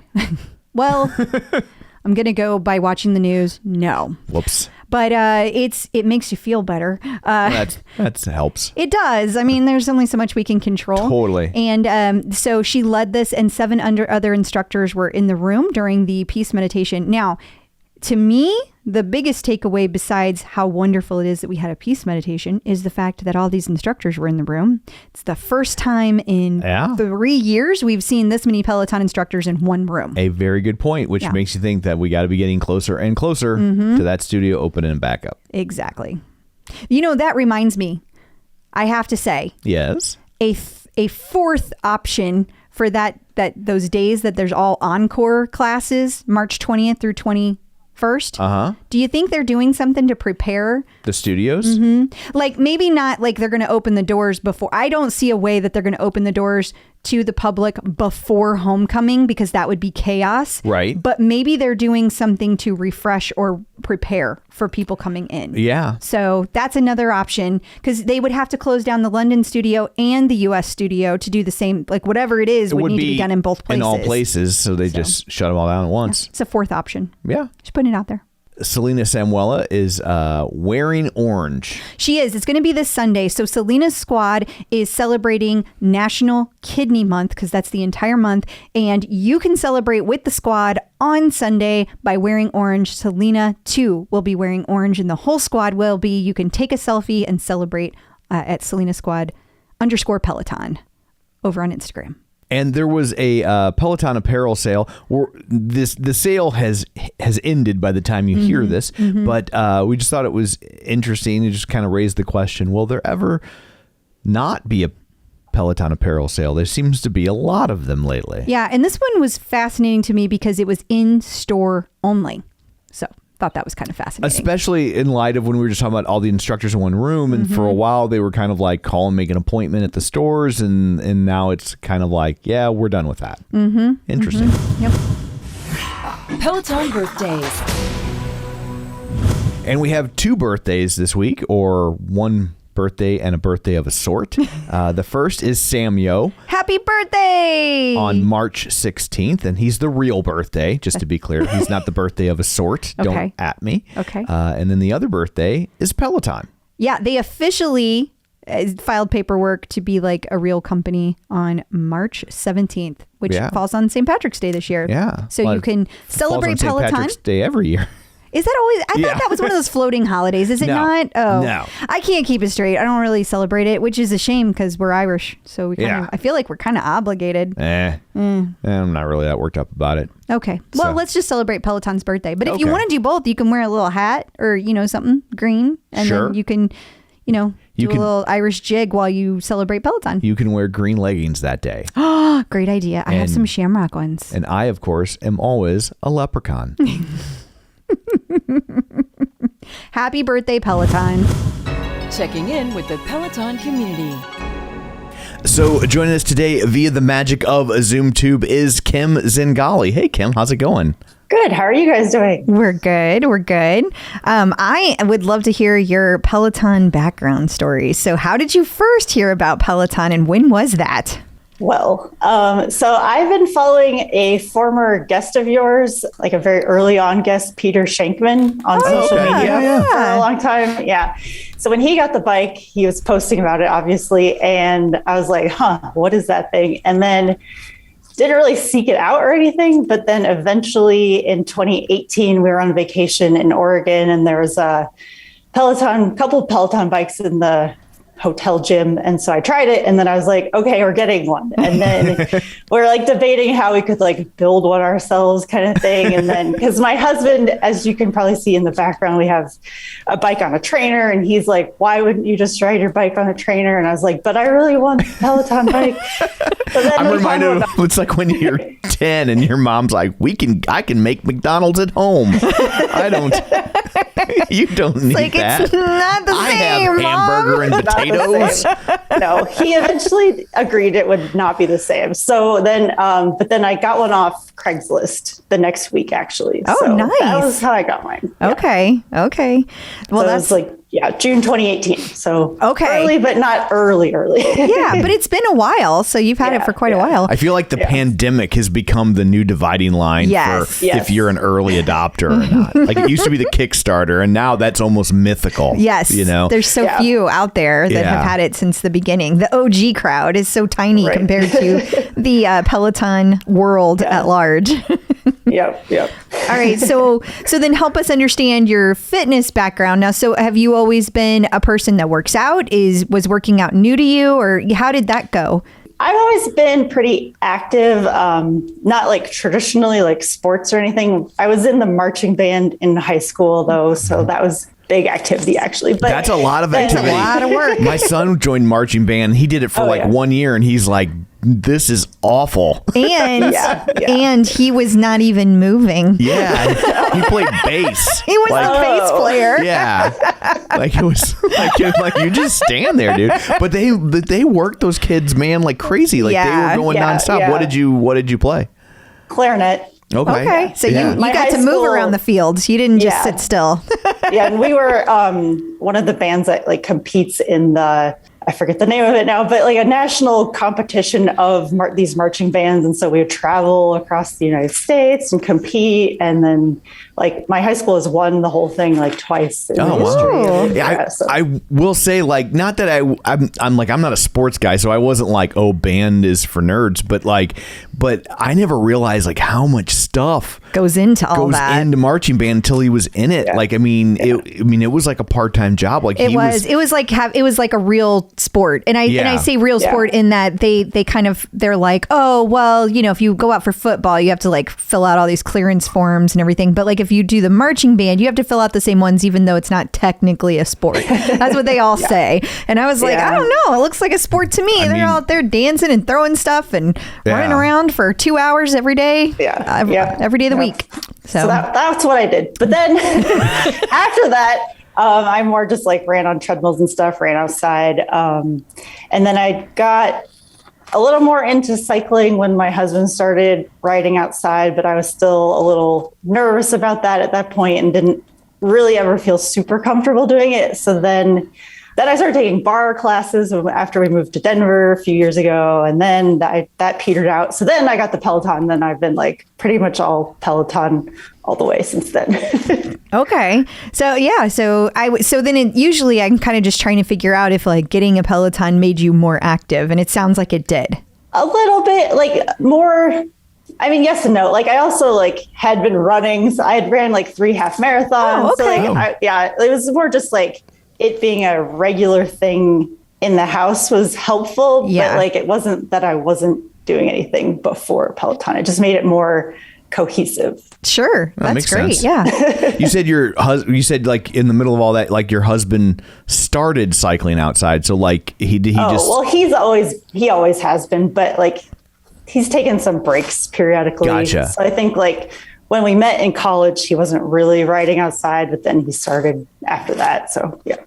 What part of the country do you guys live in? We live in Denver now. Okay. But like we both grew up in Ohio and met in college in Ohio. And then we moved to Chicago, and then we lived in DC for 9 years. And now we've been in Denver for the past 5 years. Oh, wow. Okay. That's a lot of moving around. I'm sorry. It's a lot of packing. That's terrible. Oh, well, it was all we wanted to. So it's good that you're not fleeing. Yeah. Like we didn't want you to be fleeing. That would be a different conversation. We just wanted to try different places. Yeah. But I would think that like cycling outside in Denver that's not always hospitable for outdoor cycling. Yeah, so I did ride a little bit outside when we lived in DC in Rock Creek Park, but then when we moved here, I was like, because you have to get further out of the city to actually do more outdoor activities. Mm-hmm. Yeah. So like it was a little bit trickier for me to do that because I am not like a individual doing it. I need like my husband to go with me. Yeah, it's a lot of gear you have to take, and you have to know how to like fix your bike if something happens to your bike. And I remember the last time we were out in Colorado and like watching people on the side of the road going up these ginormous hills, and I was intimidated just watching them because like you have to be a good rider to do that on a regular basis. Yeah. So tell us about this, your medical background. I didn't know if you meant medical history or like medical profession. Oh, medical history. Okay. Yes. Okay. So I know sometimes Robin's type 1 diabetes comes up in conversation, and I'm always like, that's not quite right. And so I was like, maybe I should just, let everyone know a little bit more about type 1 diabetes, which I've had for over 30 years now. 30. So you were diagnosed when you were what age? Pretty little. I was just shy of 9 years old. Yeah. So a month before my 9th birthday. So how does that manifest itself in a 9-year-old? What tips them off? It's the same for anybody, really. So when you have high blood sugar for an extended period of time before diagnosis, the typical symptoms are excessive thirst, excessive urination. Also, you're really, really hungry, but you're also losing weight, because basically what's happening is your body cannot break down any of the food that you're taking in, and it's all just going out of you, and you're kind of wasting away. Okay. Wow. So my parents were like, why is she losing so much weight and drinking so much and eating 2 hamburgers at dinner? And so then they kind of knew something was up. So they didn't let it go on for too long, and then went to the doctor. And then I was diagnosed with type 1 diabetes. Oh, Wow. And at that point, you kind of spent more time in the hospital after diagnosis. From what I'm hearing now, like they kind of give you some education and then send you home, and then like you do more stuff maybe on the internet. But at that point in 1991, I spent a week in the hospital learning about like eating, like the food plans, and a lot has changed since then. And also like how to inject yourself with the needle and the sliding scale of insulin doses and all that kind of stuff. that's a lot for 9. Yeah, that is. Yeah. Was that Well, intimidating? It was. My parents took on a lot of it when I was a kid, but then I took on more as I grew up. But I kind of was a little bit of a like late bloomer on that, where I just was like, I don't really want to do this. So I let them do it until I like graduated from high school, or maybe not all the way, but like till I got to high school, and then I took over that kind of stuff more. So what you have to do once you're diagnosed with type 1 diabetes, what's happened is that it's an autoimmune situation. So there's the 2 types of diabetes. You hear about type 1 diabetes and type 2 diabetes. Type 2 is more of a metabolic issue where your body can't use the insulin it's making to break down the food as well as it should. Type 1, your body basically attacks the cells that make insulin in your pancreas, and then you just no longer produce insulin. They don't always know why this happens. You probably have some sort of genetic predisposition to it, and then something triggers it. They think, for me, I had like a weird virus around Christmas time. And then in April, I was diagnosed with type 1. So they think maybe that virus sort of like confused my immune turned it on. system. Yeah, like flipped the switch somewhere in your genetic gook. Yeah, something like that. So then you have to then become your own pancreas, which is difficult because that's in like an autonomic system of your body. But now you have to use your brain to deal with all of that. So you have to inject yourself with insulin at an appropriate dosage for what you're doing. You have to check your blood sugar to know what your blood sugar is so that you know how much insulin to do. But then as you find out, like no 2 days or nothing is the same with diabetes day after day, because literally everything affects diabetes because it is like part of your autonomic body system. So like stress affects your blood sugar, exercise affects your blood sugar, hormones, the like time of the year it is. I'm not even kidding. Like, so pretty much everything affects your blood sugar, which is all just like the internal stuff. But then like now you have like the insulin pumps and the continuous glucose monitors. And like, if those aren't working 100%, then you kind of have like those external issues that you're like, well, is my infusion set bad, or is my CGM miscalibrated, or like, so you have like some other like external factors now I feel like to deal with, in addition to just like not understanding what's going on in your own body. So it's a lot of trial and error, but then you can't get too upset about it when it's not doing what you want it to do, because that will just make it worse. Well, that would never work for me. Yes. Crystal would struggle. I would be the worst type 1 diabetic ever. Yeah, it's tricky. It's tricky. It sounds like it. I mean, I picture, because I know very little, so I picture like these continuous glucose monitors, and they're on you, so they're like, hey, pay attention, do something now, add some insulin, and that's all you got to do, right? Like that's what I That's picture. all? I know, right? That's all. That was oversimplified, and I was being very sarcastic. Well, so I would say like the addition of the continuous glucose monitors has been a real help, because it's sort of like when you are pricking your finger to know what your blood sugar is, that's just a point in time. Like you don't know where it was 5 minutes before that, and you don't know what it's going to be doing. But the continuous glucose monitors have algorithms that help predict the trend of the blood sugar now.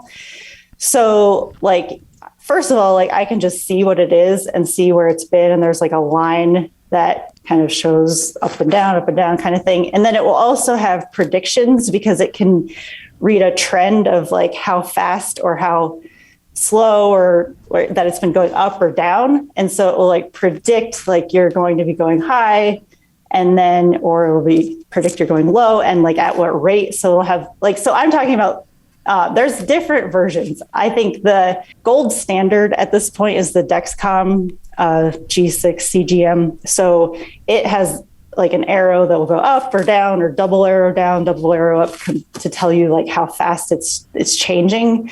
And that is what Robin wears, just in case anyone's wondering. And everybody wants to know what Robin's wearing. That's, I mean, they just that. do. Yes. Yeah. Does Adidas make one of those? Not yet. Yeah. So I think it's a lot easier to exercise now that we have this technology, and it's really good at this point. Like it had been less good early on, obviously, and things get better over time. So yeah, I think that is what really helps her and, you know, everyone else in the Peloton community with type 1 diabetes, like get ahead of what's happening so they can just enjoy themselves and exercise like everyone else does without diabetes. So like doing something like a marathon or her ultra long distance marathons that Robin has done, those are probably pretty complex given that she has to constantly watch it. It's not like when I go for a run, if it's a really long run, I'm supposed to like, you know, eat some kind of snack every like 30 to 40 minutes, but she's probably got to watch it even more so because your body's using that glucose as you're running. So that could affect your blood sugar even more, right? Yeah. So there's when you eat something, there's the glucose in your blood, and that's what you're reading when you check your blood sugar. So then when that stuff is or isn't used, it gets turned into the glycogen stores in your body. So like a non-diabetes person would be like, you know, concerned with not depleting their glycogen stores. But so we have that as type 1 diabetics. We have that plus looking at like, what is our like right now free floating glucose in our blood number? Because if that gets too low, the other stuff doesn't work as fast, like the glycogen stores and the liver releasing like its storage stuff. I don't know all the science, but that's okay. That's okay. So that stuff doesn't work as quickly. So that's why we need like to have fast acting sugar sources on hand, like raisins or glucose tablets, which are gross, chalky things that have sugar in them. So fructose works a lot faster than like, say, a chocolate bar because that has all the fat and stuff in it. So you want to keep fructose-based sources of sugar on hand when you're exercising. So what do you feel like people don't get right about type 1 diabetes? Like, what do you think the common misnomers are? Well, I mean, I think actually there's been a lot more education about it in more recent years, where I think there had been a lot of like just getting type 1 and type 2 mixed up, which has always been frustrating. But I do feel like people are like somehow hearing more about it, maybe with like the Dexcom being in commercials on TV and like all that kind of stuff now.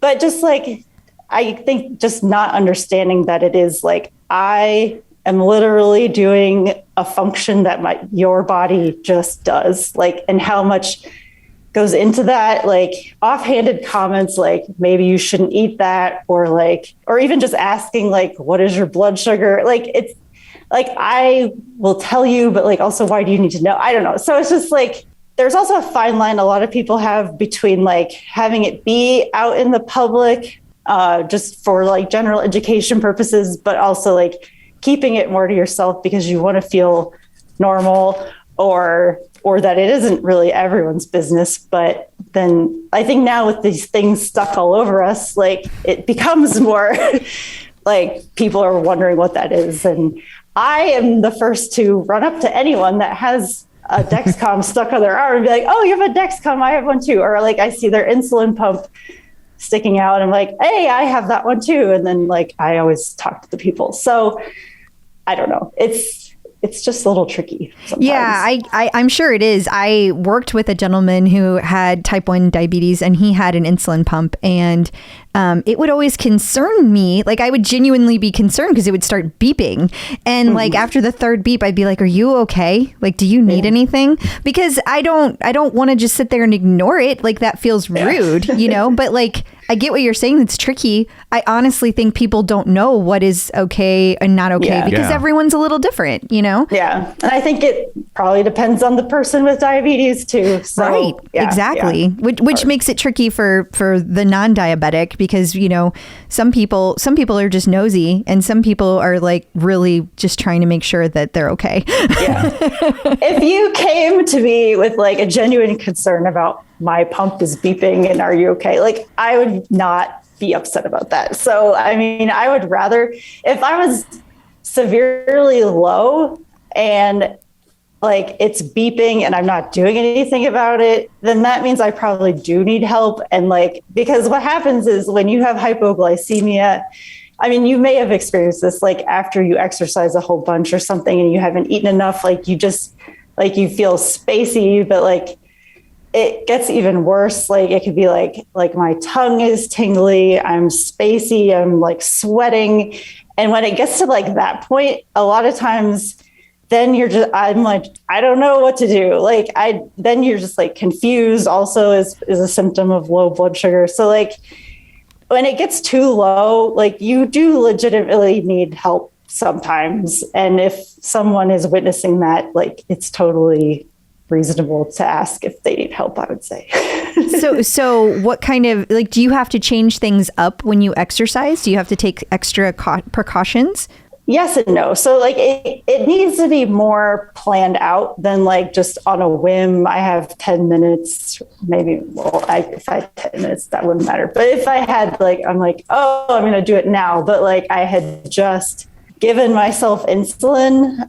Like, so say I like ate something and it's called a bolus, an insulin bolus. Like I had bolus for the food and then I was going to exercise. Like I probably shouldn't exercise because the best thing to do is to exercise when you don't have any what's called insulin on board. So like you haven't just given yourself a bunch of insulin because your blood sugar is going to crash pretty much guaranteed.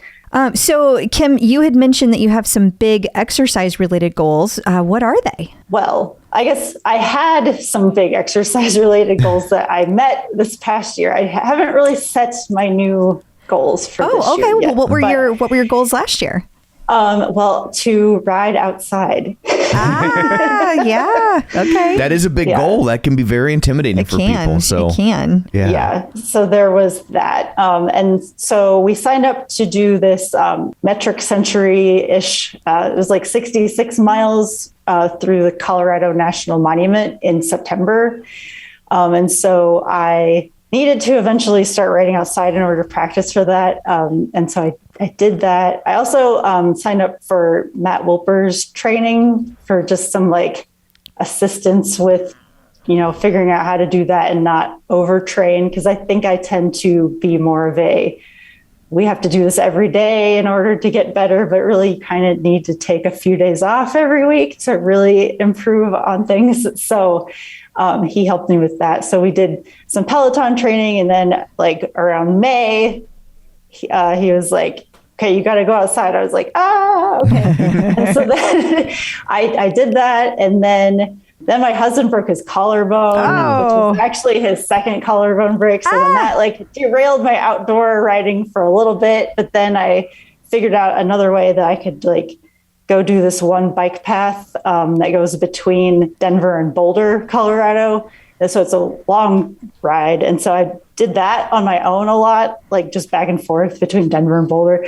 And and that worked out. And it actually has some elevation gain too. And I also did some riding on the roads at Red Rocks Amphitheater because it has a lot of ups and downs. So I did like hill work there because this thing in the Colorado National Monument, like all of the elevation gain was in the first like 5 miles essentially of the ride. And it was just like like, what did we figure out? Like a 6 or 7% grade. So it was like pretty steep. So I had to definitely practice going uphill for that. And so then eventually September came and we did that. And so I did that ride.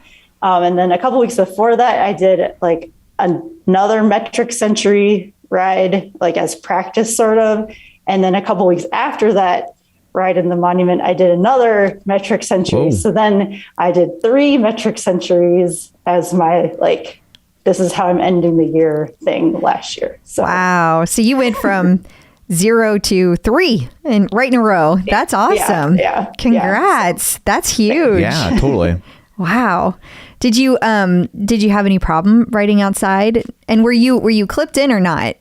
Clipped in, yeah. Okay. Yeah. That's because that can be intimidating all on its own. I mean, I was intimidated when I did that for the first time. What was interesting was because I had ridden outside like a while ago when we were in DC. That's when I learned how to clip in outside.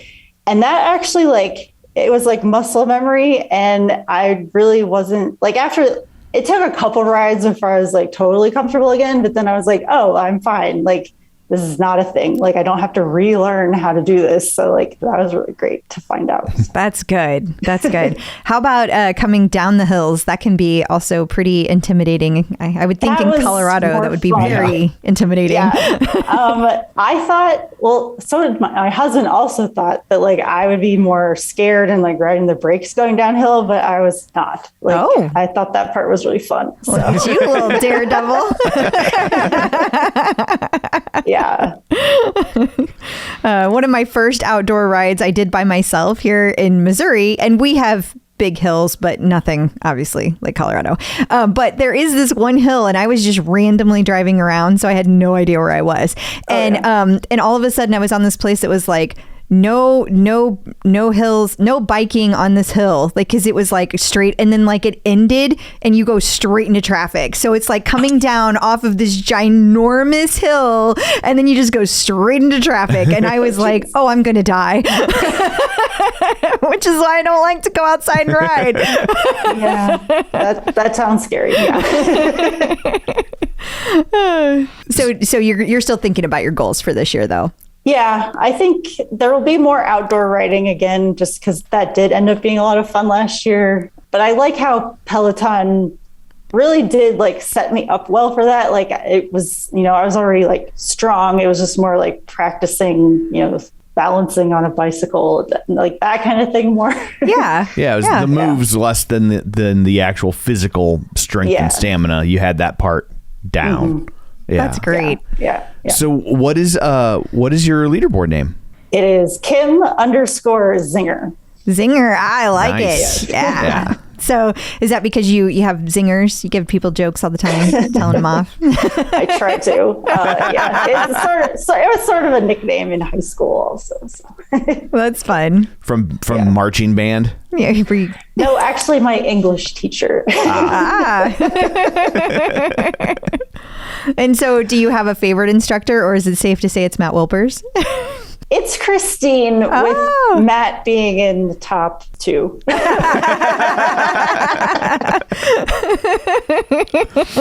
Okay. Yeah. So I did go to the studio back in the day for my birthday in 2019, and I did a class with Christine on Saturday, and then I did a class with Matt on Sunday. That was my birthday. And so I have pictures with both of them. That's awesome. That's so great. You got to do both in the same weekend. Not all favorite instructors that we have are back to back in the same weekend. Yeah. So good for you. Glad that worked out. Who knows what it will look like if we ever get to go back again. I know. That's going to be a whole new world. Yeah. You have to learn to ride with a mask on. Right. Yeah. So do you have any advice for people who are just now getting their Peloton?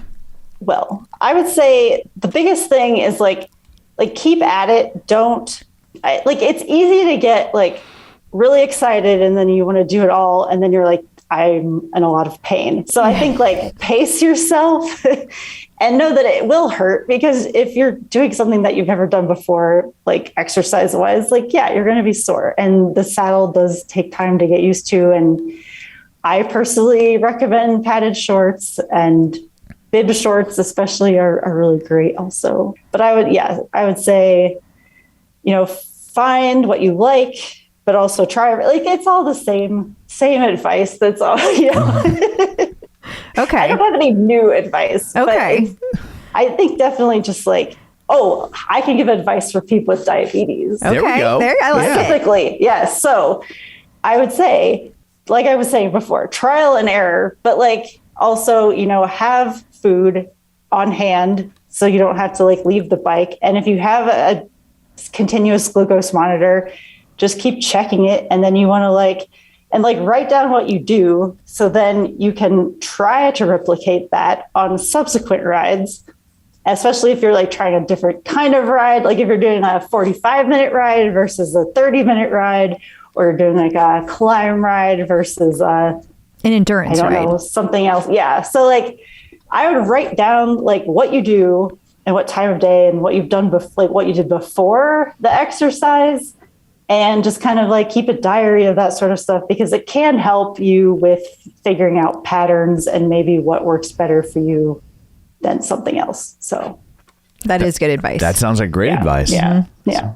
Absolutely. And that could be applicable to other people too. But for diabetes purposes, I think that would be useful too. Awesome. Absolutely. Well, thank you so much for taking time out of your day to join us. Before we let you go, where can people find you on the internet if you would like to be found?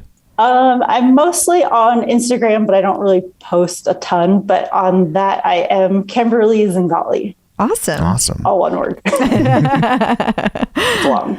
Well, thank you very much for joining us today. We really appreciate it. Thank you. Thank you for having me. Good to see you guys. Thank you. The Clip Out.